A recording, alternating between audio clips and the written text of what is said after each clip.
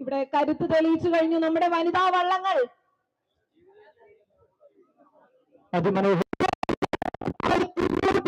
ജനങ്ങളുടെ എല്ലാ ആവശ്യങ്ങളും വള്ളങ്ങളും ഒപ്പത്തിലൊപ്പം തെളിഞ്ഞു വരുന്ന അതിമനോഹരമായ കാഴ്ചയാണ് ഇവിടെ സാധിക്കുന്നത്.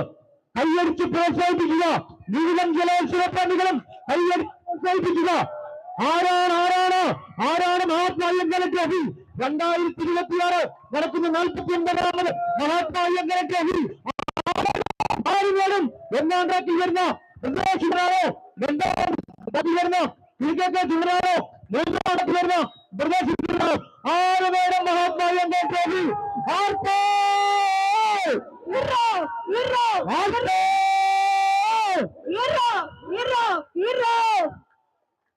ഒരു വെള്ളം 2 വെള്ളങ്ങളെ പിന്നിലായിക്കൊണ്ട് ഇതാ 1ാം സ്ഥാനം എത്തിയിരിക്കുന്നു. ഇതിന്റെ ഫൈനൽ റിസൾട്ട് വന്നത് റഫറീസാണ്. അതാ 2 വെള്ളങ്ങൾ ഇഞ്ചോടിഞ്ച് പോരാട്ടം. 2 വെള്ളങ്ങൾ ഇഞ്ചോടിഞ്ച് പോരാട്ടം. 6 നേരം 2ാം സ്ഥാനം, 6 നേരം 3ാം സ്ഥാനം. അതിമനോഹരമായ കാഴ്ച. ഇഞ്ചോടിഞ്ച് പോരാട്ടം. ഇതാ ഫോട്ടോ ഫിനിഷിലേക്ക് അതിമനോഹരം. ഇതാ 49ാമത് മഹാത്മാ അയ്യങ്കാളി ട്രോഫി 6 നേടും എന്ന് ഏതാനും നിമിഷങ്ങൾ കൂടി കഴിയുമ്പോൾ നമുക്കറിയാം അടുത്ത സമ്മാനദാനമാണ്.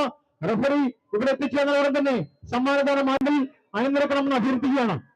ജയിച്ച മുഴുവൻ വള്ളങ്ങളും നമ്മുടെ ഈ ജലോത്സവ വേദിയുടെ മുന്നിൽ മത്സരിച്ച മുഴുവൻ വള്ളങ്ങളും ഈ വേദിക്ക് മുന്നിൽ ചെയ്യുന്നു. ഇതിന്റെ കേസ് അവാർഡ് നൽകുന്നതിലേക്കായി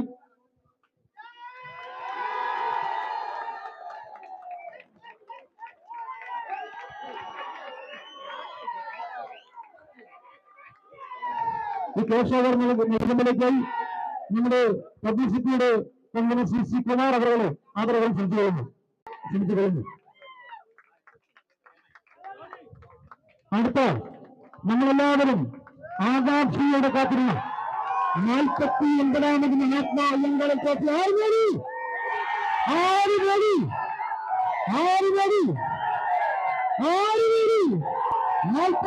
ദിവസം കൊണ്ട് വളരെ മനോഹരമായി ഈ ജലോത്സവം നടത്താൻ അദ്ദേഹത്തിന്റെ ഫീറ്റിനോടൊപ്പം ആത്മാർത്ഥമായിട്ട് നിന്ന ശ്രീ ശ്രീരാജ് ചേർന്നും അതേപോലെ തന്നെ പ്രത്യേകിച്ച് ശിഷ്യ സുബിൻ സർ നമ്മുടെ ഫീറ്റായിട്ടുണ്ടായിരുന്ന എല്ലാ കാര്യങ്ങൾക്കും അവരെ ഈ അവസരത്തിൽ നമുക്ക് ഏറ്റവും കൂടുതൽ ബഹുമാനപൂർവ്വം നമ്മൾ അവരെ സ്വാഗതം ചെയ്യുകയാണ്.